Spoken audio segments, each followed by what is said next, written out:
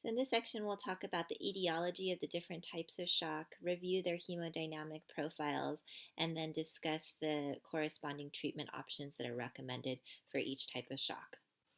So first, we'll start off with hypovolemic shock.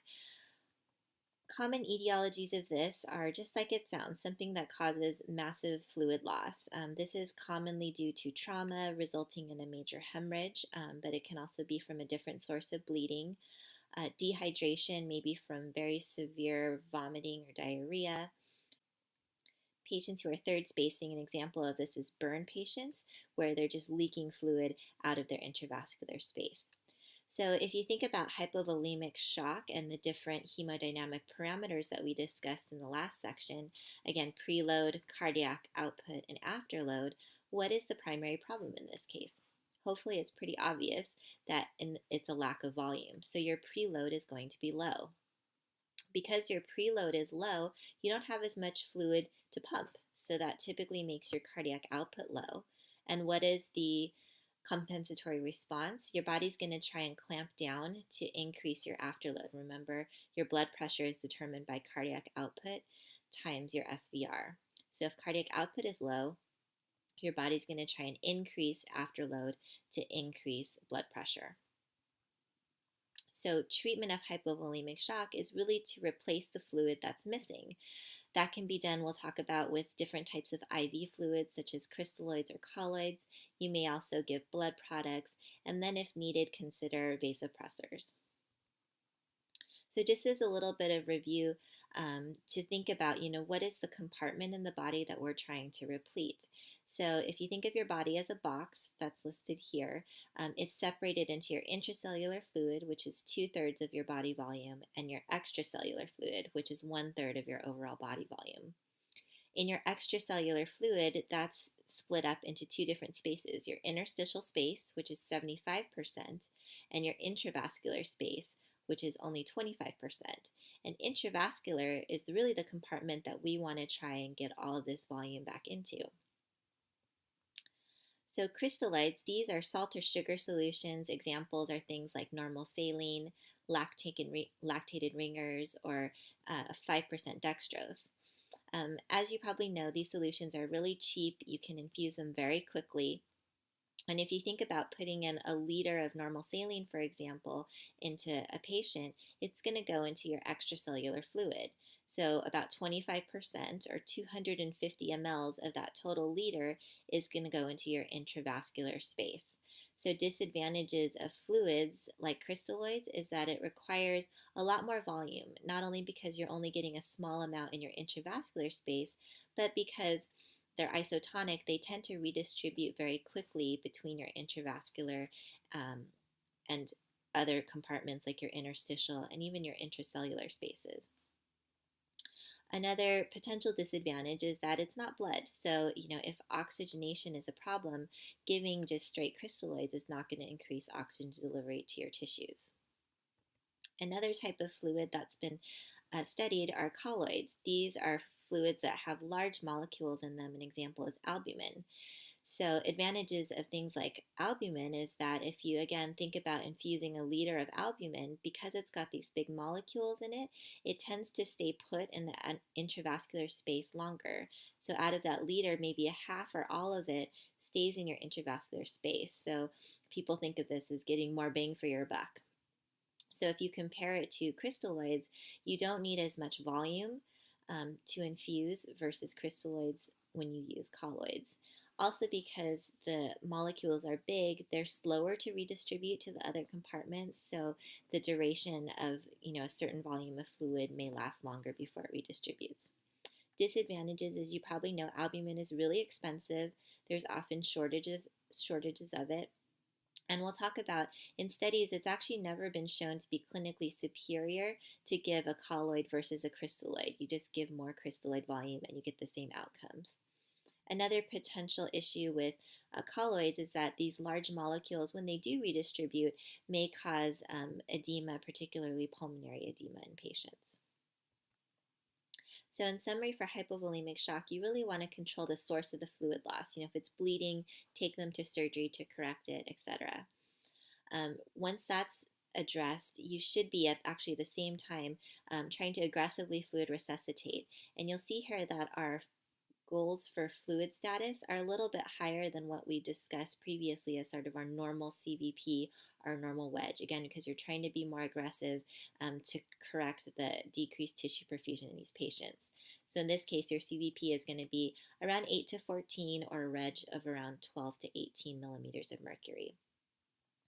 As we discussed in studies, crystalloid has never been found to be inferior to colloid. So for this reason, it being cheap, very available, and easy to infuse, crystalloid is the initial fluid of choice.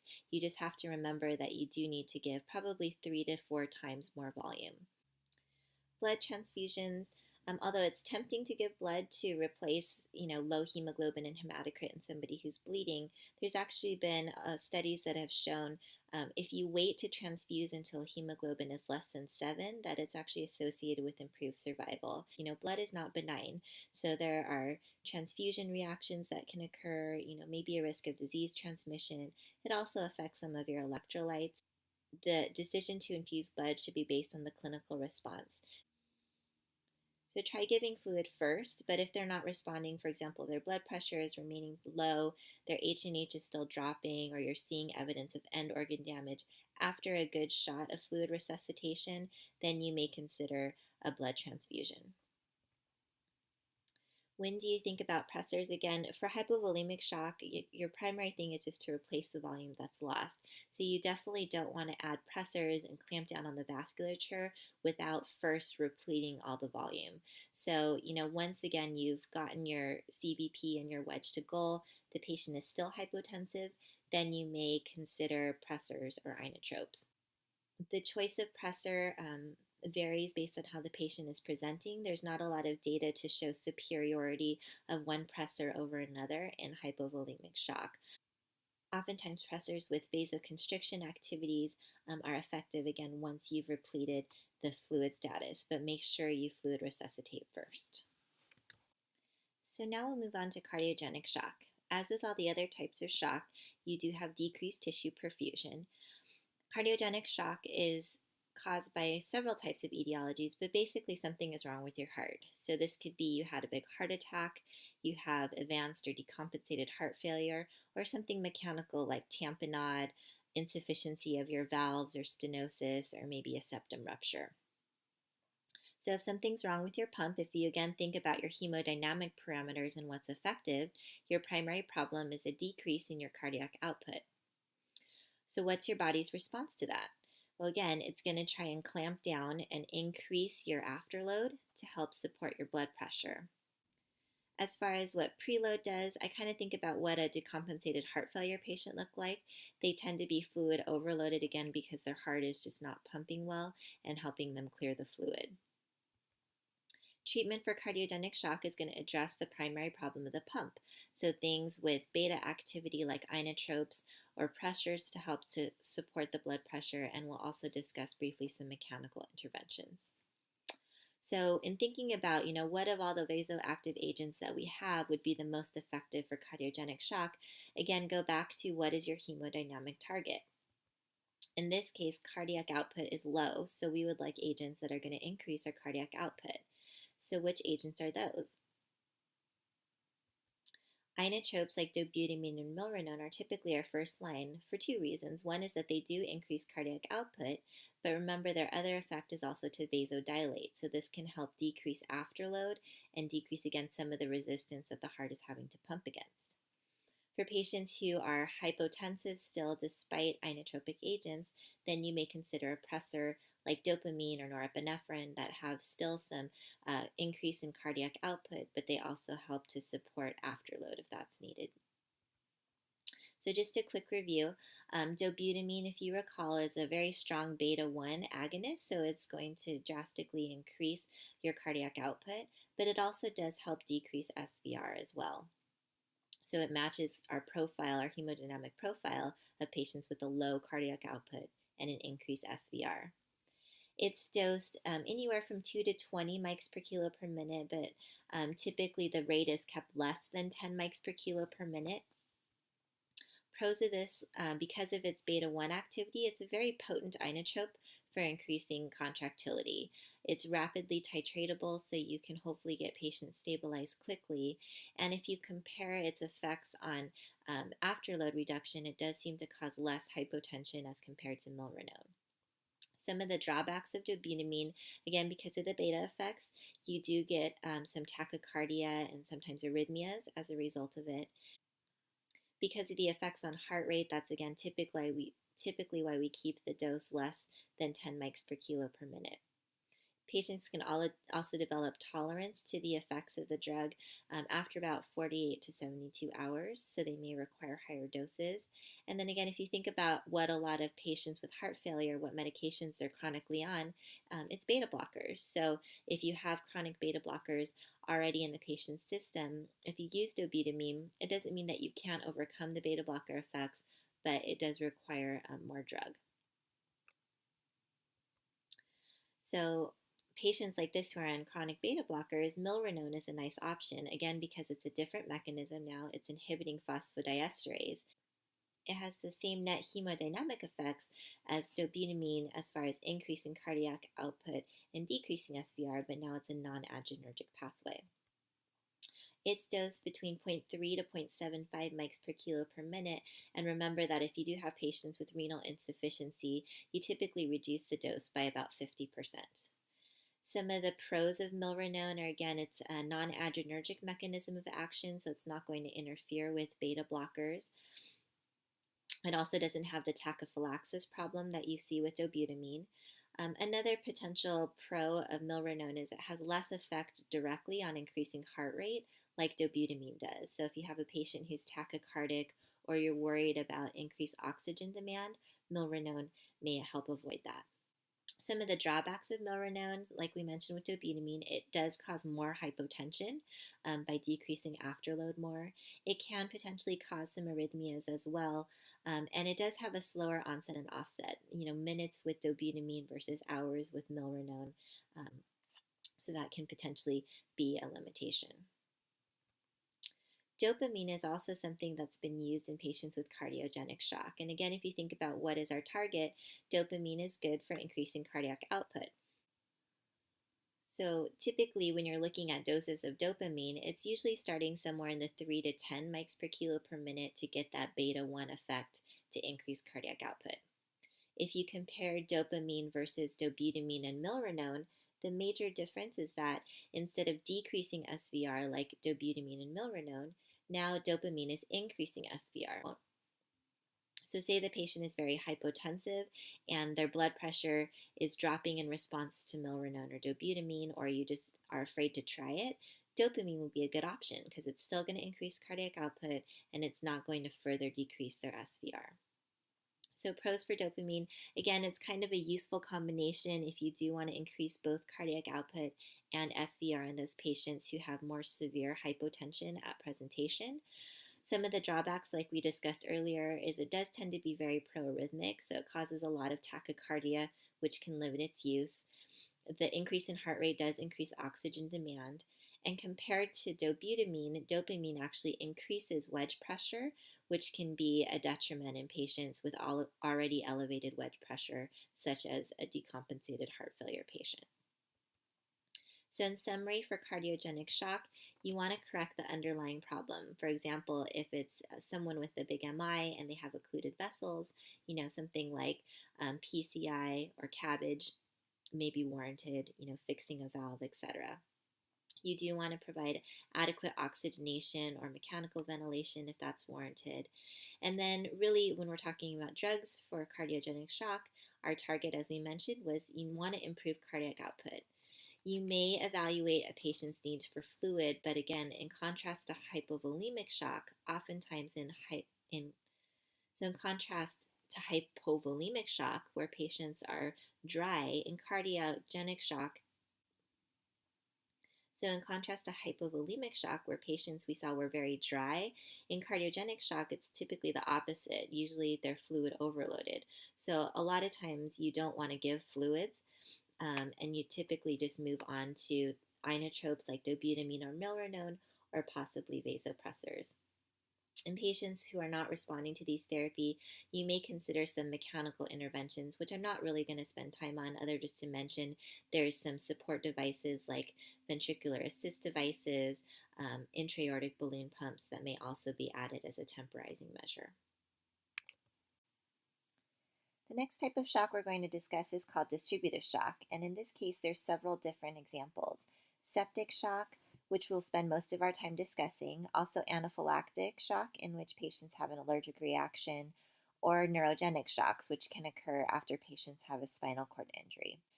Septic shock is caused when patients have an infection, and normally this causes an inflammatory response where you get vasodilation, vessel permeability, so the cells can migrate to the site of infection, and that's normal. But in the case of sepsis and septic shock, now this inflammatory response has become dysregulated in that it causes now profound and life-threatening organ dysfunction. So clinically, what these patients present as is hypotension that requires pressors to keep their mean arterial pressure above 65 millimeters of mercury and evidence of an elevated serum lactate. So what is the hemodynamic profile of septic or any type of distributive shock? Again, imagine in septic shock, you've got this big inflammatory response and a lot of vasodilation. So in this case, your problem is decreased afterload. What is the response to this? In a normal patient, initially they're going to actually increase their cardiac output to compensate, but over time the heart may just get tired and you may see a decline in cardiac output over time. Preload in these patients is typically the same or maybe decreased, again, because you have increased permeability of your vessels and leakage of some of your total intravascular fluid. So what is the treatment for septic shock? This comes from a pretty landmark article by Manny Rivers and colleagues back in 2001, and they came up with something called early goal-directed therapy. And it was to really go after these hemodynamic parameters by making sure that the tank was full with fluid and then giving pressors if needed. So they set these treatment goals and said within the first 6 hours, we really want to achieve a CVP of at least 8 to 12, a MAP greater than 65, and then hopefully what you would see is that the urine output would pick up, the lactate levels would normalize. How they proposed to do this was either first give fluids, right? You want to fill the tank up first, so give crystalloids or colloids, and then if that didn't work, consider vasopressors. The other arm of early goal-directed therapy was to target tissue perfusion. So remember in our hemodynamic section, we talked about the mixed venous oxygen sat, which is the SVO2, keeping it above 65%. The SCVO2 is a central venous oxygen saturation. This is a different type of oxygen sat that's measured off a central venous line from the internal jugular or subclavian. For the purposes of this lecture, I would say you can think of them very similar. Basically, if your number is low, it means that the tissues are having to extract more oxygen than normal. So what they found was if either of those numbers was below goal, that they would either try to increase oxygenation by transfusing or giving an inotrope like dobutamine. So as far as treatment goes, we're always going to first try to fluid resuscitate. If that doesn't work, then you start thinking about pressors. So again, what is our hemodynamic target? The primary problem in septic shock is too much afterload reduction. So you want to look for agents that are going to increase afterload. So you can think of any of the vasoactive agents that constrict either with alpha activity or something like vasopressin, which constricts through the V1 receptors. Although all of these agents could potentially be used, I'm just going to quickly review the 3 agents that have the most evidence in septic shock, which are bolded below. So norepinephrine or Levophed is actually considered a first-line agent in septic shock. Again, remember our primary problem is too much vasodilation, and we learned that norepinephrine is the strongest alpha constrictor and the best for increasing SVR. So hopefully it makes sense why this is a first-line agent. If you recall, it's dosed between 0.5 and 30 mics per minute, or you may use a mics per kilo per minute rate.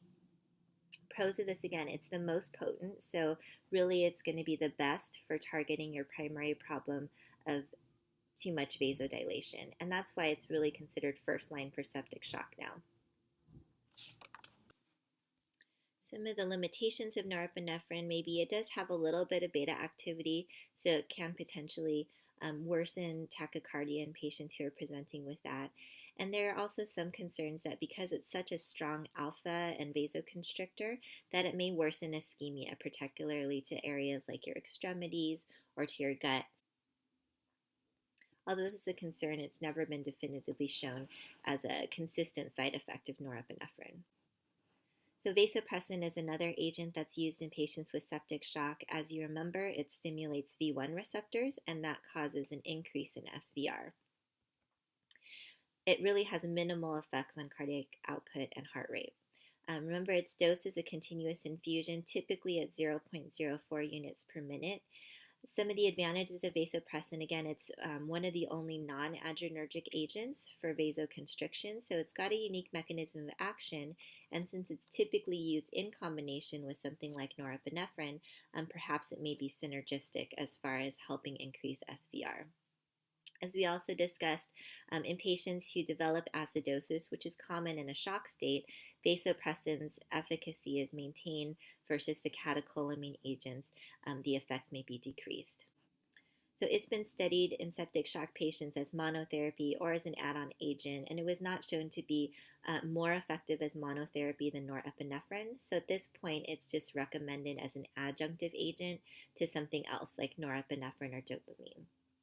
And we discussed earlier to really avoid increasing the dose above 0.04 units per minute because it does start to clamp down so hard that you can decrease cardiac output and cause ischemia. Dopamine also has alpha activity, particularly more at the higher doses, and this is going to increase SVR. Some of the advantages for dopamine is that it does both increase SVR and may help support cardiac output in patients who end up with a reduced cardiac output. At this point, it's considered a second-line agent for septic shock behind norepinephrine, again because it's a less potent vasoconstrictor than norepinephrine's. Drawbacks of dopamine are the same as what we've discussed before, but not as potent, and then the effects of increasing heart rate and potential for proarrhythmias often limit the use of dopamine. So in summary for septic shock, things that are going to be discussed, I think, more in your micro course are, of course, you want to try and target and eradicate whatever the sources of infection, because that's really what's going to help patients get better. But as far as hemodynamic support, we recommend doing early goal-directed therapy within the first 6 hours.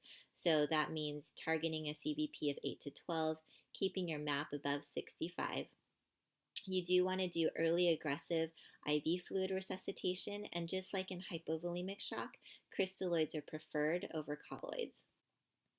So when do you use vasopressors? It's when you've tried to aggressively fluid resuscitate to meet the CVP goal of 8 to 12, but the MAP is still low, less than 65. That's when you think about vasopressors. And again, your first-line agent is going to be norepinephrine. Probably after that would be adding on vasopressin or possibly consider dopamine. If all of those aren't working, then you may additionally consider adding on other agents with alpha activity such as phenylephrine or epinephrine. Using blood or inotropes, like was mentioned in early goal-directed therapy, typically is not done in practice. This has not been found to be overly beneficial in patients with septic shock. And remember, if you add an inotrope in somebody with septic shock, it could just make their afterload lower and decrease their blood pressure. So I would stick with this summary as far as fluid resuscitation first and then vasopressors. So that concludes our review of the different types of shock. Again, you want to try and diagnose a patient preliminary based on their history of symptoms. Like I mentioned, getting all the hemodynamic numbers requires more invasive monitoring that you don't always need. Take a good history, find out, do they have maybe risk factors for infection? Do they have a cardiogenic history that may help you come up with a diagnosis of the type of shock without a lot of other invasive measures. Regardless of the type of shock, your goal is to help improve tissue perfusion and prevent end organ damage and death. And really, you want to treat the underlying cause based on your diagnosis. So for hypovolemic shock, remember our problem is we don't have enough volume. So with our therapy, we want to increase our volume or our preload. That's primarily going to be with IV fluids. Remember, crystalloid is preferred over colloids. You may use blood if patients are showing signs of a low hemoglobin and hematocrit and not responding to fluids. And then if fluids and blood don't work, then you may consider pressors. For cardiogenic shock, our pump is broken for whatever reason. So you want to increase cardiac output, most commonly with inotropes such as dobutamine and milrinone, but you may consider a pressor like dopamine if the blood pressure is very low. So for septic shock, what's our problem? We've got infection, so you definitely want to try and treat that. And as far as hemodynamics, we have a decreased SVR due to vasodilation. You want to maximize fluid status by giving IV fluids if needed, and then if that's not working, consider pressors that are going to increase SVR. Norepinephrine is first line, followed by vasopressin or dopamine. And something that we'll talk about more in micro is that you may also potentially use steroids to help with the anti-inflammatory response. And for all the types of shock, you're going to just provide good supportive care as far as managing their electrolytes, their other organs as they may be effective, ventilation, and nutrition.